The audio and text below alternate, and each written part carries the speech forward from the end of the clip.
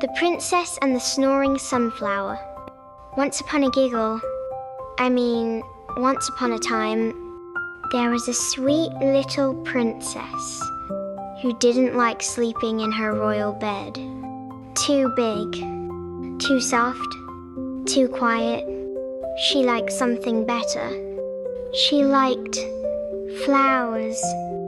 So every night she tiptoed into the royal garden, snuggled up in the middle of the daisies, and drifted off to sleep. The flowers loved her.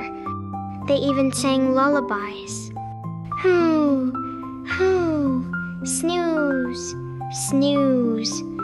But one night, just as she was falling asleep, she heard Zzz-HONK. She blinked.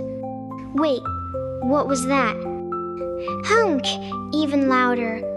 The princess sat up and looked around. And there he was, the giant sunflower in the corner of the garden, wearing a nightcap, snoring like a sleepy dragon. She tiptoed closer. "Excuse me, Mr. Sunflower," he mumbled. No more honey. I'm full," she giggled. Then she took one of her flower petal pillows and gently tucked it under his stem. And guess what? The snoring stopped. Silence. The princess smiled, lay back in her flower bed, and this time, all the flowers snored together, softly, like a silly little song.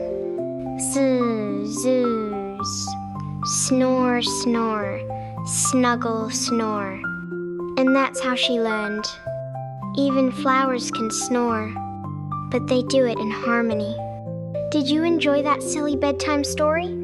Don't forget to like, share, and subscribe to the Fairy Princess Anna for more magical giggles and dreamy tales every week.